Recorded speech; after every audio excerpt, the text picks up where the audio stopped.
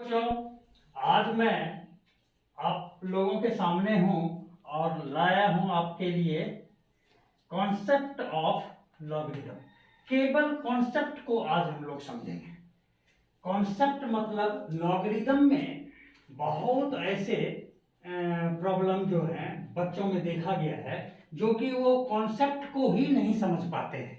तो लॉगरिथम का जो सम्स है उसको सॉल्यूशन का तो सॉल्व करने का तो बात ही नहीं उठता। तो पहले हम आज कॉन्सेप्ट को देखेंगे। कॉन्सेप्ट को समझने के लिए जूनियर क्लासेस में हम लोगों ने पढ़ा है एक्सपोनेंट, इंडिसेस। इंडिसेस क्या होता है? तो जैसे मैं लिखूं 10 इंटू 10 इंटू 10, 10 इंटू 10 इंटू 10, इसको हम क्या लिख सकते हैं? 10 टू द पावर कितना? 3 लिख सकते हैं कि नहीं लिख सकते हैं? 10 टू द पावर 3। तो ये जो लिखा पावर में हम लोगों ने 10 कितनी बार था? 1 2 3। इसको बोलते हैं पावर या इंडेक्स पावर या इंडेक्स, या इसी का नाम एक्सपोनेंट भी है। और इसको बोलते हैं हम लोग क्या चीज? बेस। इसको बोलते हैं बेस। अब यहां पर देखिए, अगर हम ऐसा लिखें इसी एक्सपोनेंट को 10 to the power 3 is equal to कितना? हम लिख सकते हैं 1000। लिख सकते हैं कि नहीं लिख सकते हैं? अब देखिए इसी स्टेटमेंट से जो कि एक्सपोनेंट में लिखा हुआ है, पावर में लिखा हुआ है, इसी से हम लोग लॉग में इसके रिलेशन को समझेंगे। बहुत बढ़िया से समझने का कोशिश कीजिएगा। मैं इसके लिए एक साधारण सी बात आपको बोलता हूं। मान लेते हैं कि एक मदारी था। एक क्या था? मदारी। एक मदारी था, समझ में आया? और उसके पास एक बंदरिया थी। एक बंदरिया, ठीक है? मदारी के पास एक बंदरिया थी। Try to understand. हाँ, एक बंदरिया थी और इस बंदरिया के 2 बच्चे थे।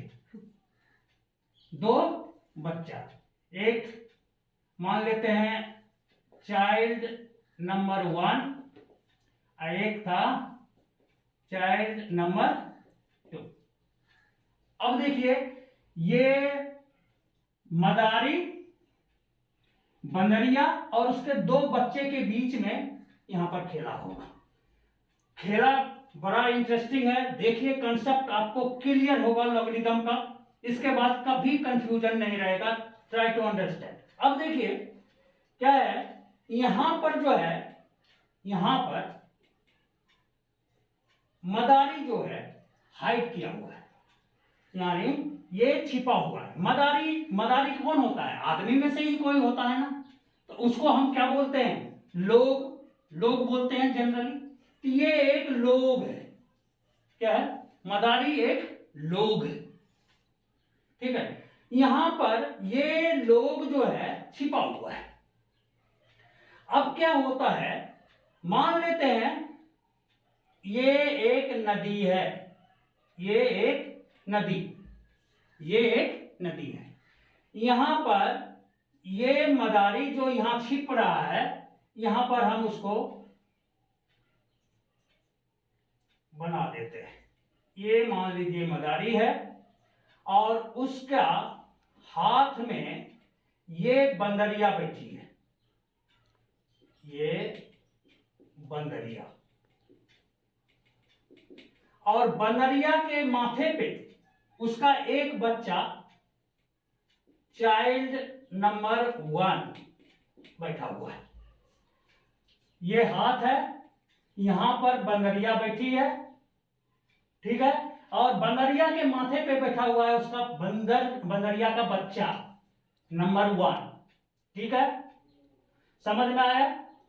अब क्या होता है, दूसरा बच्चा जो है वो नदी के दूसरी ओर जाके वो खेल रहा है, यानी यहां पर बैठा हुआ है चाइल्ड नंबर क्या चीज 2, चाइल्ड नंबर 2। अब क्या होता है कि इस चाइल्ड नंबर 1 को क्या सूझता है, वो सोचता है कि अब मैं यहां नहीं बैठूंगा और मैं चाइल्ड नंबर 2 के पास जाता हूं और उसने जोर से छलांग लगाया। जोर से क्या लगाया? छलांग लगाया। जैसे ही छलांग लगाया ये बच्चा कूद के यहां पर आ गया। अब यहां पर आ गया, जैसे ही छलांग लगाया, आएगा कि नहीं आएगा? चाइल्ड नंबर 1 यहां पहुंच गया। जैसे ही इसने छलांग लगाया वैसे ही न्यूटन का तीसरा लॉ लगेगा कि नहीं लगेगा? ये बंदरिया के सर पे बैठा हुआ था, वहीं से छलांग लगाया, बंदरिया के ऊपर न्यूटन का तीसरा लॉ लगा और वो मदारी के हाथ में बैठी हुई थी, मदारी के हाथ में भी न्यूटन थर्ड लॉ लग गया उसके कारण। तो मदारी का हाथ हो गया सीधा, मदारी का हाथ हो गया सीधा, बंदरिया गिर गई मदारी के पैर में। बंदरिया जो है कहां गिर गई? मदारी के पैर में। जैसे ही बंदरिया जो है मदारी के पैर में गिरी, वैसे ही चाइल्ड नंबर 2 को लगा कि अब ये यहां आ गया, मैं अपनी मां के माथे पे जाके बैठूंगा, यहां तो जगह खाली हो गया। इसको तो ये पता नहीं है कि मेरी मां गिर गई है, नदी के इस पार में है, ये नहीं समझे। अब क्या हुआ, ये चाइल्ड नंबर 2 मां को समझते हुए कि मां मेरी वहीं पर बैठी हुई है, इसने जंप लगा दिया उल्टा। यहां पर पहुंचा तब तक इसका हाथ तो नीचे गिर चुका था, फिर इसने देखा कि ये जंप करके ये बच्चा आ रहा है, ये कहीं ना गिर जाए, इसने हाथ लगा दिया।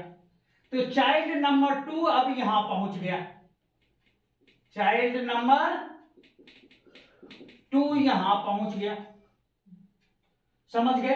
अब चाइल्ड नंबर 2 यहां पहुंच गया, ये चाइल्ड नंबर 1 जंप करके चाइल्ड यहां पहुंच गया, ये चाइल्ड नंबर 1 यहां और चाइल्ड नंबर 2 यहां, और बंदरिया कहां? नीचे। किसके? लोग के। और इसको अगर हम लोग बोले, आदमी बोले, LOG लोग, यहां पर बताइए आप लोग, इसमें से बंदरिया कौन है? बेस। बंदरिया कौन है? यहां पर 10, ये आ गया 10, बंदरिया गिर गई उसके पैर में। ऊपर में कौन है? चाइल्ड नंबर 2, चाइल्ड नंबर 2 कौन है? 1000। ये जो नदी के उधर खेल रहा था, नहीं, चाइल्ड नंबर 1 तो माथे पे बैठा हुआ है, नहीं, तो अब ये हो गया चाइल्ड नंबर 2 यहां है, तो ये हो गया कौन? 1000। और अब नदी के पार में कौन है? Child number 1, that is 3। तो अब देखिए, इस एक्सपोनेंट को हम लोगों ने लॉग में कन्वर्ट कर दिया। ये लोग हमने बोला था ऐसे ही, ये एक्चुअली क्या है? लोग नहीं, लॉग है। अब समझ में आया एक्सपोनेंट और लॉग के बीच में रिलेशन, किसको कौन सा जगह मिलेगा? ये हमेशा बंदरिया का जगह रहेगा, ये रहेगा चाइल्ड नंबर 2, चाइल्ड नंबर 2 का जगह जो बाद में नदी के पार से गया था, और ये होगा जो माथे पे पहले बैठा हुआ था खेला के स्टार्टिंग में, वो यहां पर आएगा। हाँ। समझ में आया कि नहीं? मदारी बंदर का खेला, हाँ। समझ में आया है? अभी और 1-2 एग्जांपल देखते हैं हम लोग, ताकि हम इसको समझ पाए बढ़िया से। अब इस कॉन्सेप्ट को याद रखते हुए हमको डिफरेंट एक्सपोनेंट को आपको किस में करना है? कन्वर्ट लॉग में। किस में कन्वर्ट करना है? लॉग में। जैसे मान लेते हैं 3 to the power 3 is equal to कितना 9 27। 3 to the power 3 is equal to not 9 27 27। अब बताइए इसको बोलता है ये एक्सपोनेंट में है कि नहीं है? अब इसको बोलता है कि कन्वर्ट कर दीजिए किसमें, लॉग में। तो लॉग में हम कन्वर्ट करते हैं। लॉग तो अब बताइए लॉग आ गया, इसके नीचे में कौन आएगा? 3 बंदरिया 3 है, और क्या आएगा यहाँ पर? Child number 2 27 is equal to कौन आएगा? 3। तो इसका मतलब इसको हम क्या लिखेंगे? Log 327 is equal to 3। अब मैं और एक दो कराऊंगा, उसके बाद पढ़ने बताऊंगा कि इसको पढ़ा कैसे जाता है। इसको समझ में कन्वर्ट किया आप लोगों ने, हमने नहीं किया। किसने किया? आप लोगों ने किया। अब देखिए नेक्स्ट एक और देखिए, अगर मैं ऐसा लिखूं a to the power 0 is equal to 1, ठीक है, किसी भी चीज पे 0 पावर किसके बराबर इक्वल होता है? 1 के इक्वल होता है। तो a to the power 0 is equal to 1, इसका मतलब क्या हुआ? बोलिए बोलिए जल्दी। अब इसको अगर हम लॉग में कन्वर्ट करें, लॉग ये गिर जाएगा नीचे, 8 ये आ जाएगा, और ये इक्वल टू 0। अब देखिए इसको हम लोग पढ़ते कैसे हैं? पढ़ने का मतलब इसको पढ़ेंगे, ये चाइल्ड नंबर 2 का लॉग कहलाएगा, ठीक है? हाँ। क्योंकि अभी चाइल्ड नंबर 2 लोग के हाथ में है, हाँ। इसीलिए इसको पढ़ेंगे लॉग ऑफ 27, यानी लॉग ऑफ बंदरिया का दूसरा बच्चा जो नदी के उधर खेल रहा था। लॉग ऑफ 27 एट, ये बेस कौन है? 3 एट बेस 3 इज 3 कितना? 3। इसको कैसे पढ़ेंगे? Log of 27 at base 3 is 3। इसको क्या पढ़ेंगे हम लोग? Log of 1 at base a is 0।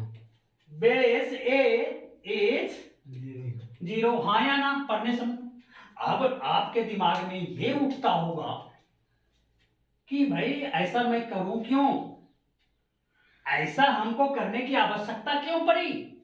मैं एक्सपोनेंट में भला था, इसको समझ रहा था, मैं उसे लॉग में क्यों लाऊं? करने की जरूरत क्या पड़ी? अब मैं बताता हूं क्यों जरूरत पड़ती है। लॉग को हम लोग क्यों यूज करते हैं, ध्यान से समझिए मेरी बात को। लॉग को जरूरत आपको क्यों पड़ी? ये आपकी मजबूरी है, जरूरत आपको पड़ी है इसीलिए क्योंकि उसके बिना आप वो चीज निकाल ही नहीं सकते जो लॉग आपको देगा, इसीलिए करना आपकी मजबूरी है। क्या होता है, अगर आपने लिखा है कि 10 to the power 3 is equal to 1000, ठीक है, अगर मैं इस पर ये पावर को हटा दूं और इसके जगह भी हटा दूं, अब यहां पर मैं लिख दूं x पर पावर कितना दूं, x पर पावर क्या दूं, ताकि मान लीजिए y आ जाए। या सपोज कर लीजिए मैं 82 पर पावर क्या दूं सो दैट हमारा ये 100 आ जाए। तो ये तो हमारे कैलकुलेशन में एक्सपोनेंट से सॉल्व नहीं होगा, और इसी प्रॉब्लम को सॉल्व करने के लिए अननोन पावर को जानने के लिए जो कि इसको 100 कर दे, उस अननोन पावर को जानने के लिए हम लोग किसका यूज करते हैं? लॉग का यूज करते हैं। बात समझ में आई कि नहीं? समझ में आई तो एक और बना लो। हाँ, एक्सपोनेंट में दे रहे हैं उसको लॉग में कन्वर्ट कर देना, समझ गए? अगर मैं लिखूं 2 2⁻³ इज इक्वल टू कितना होता है 2⁻³ -8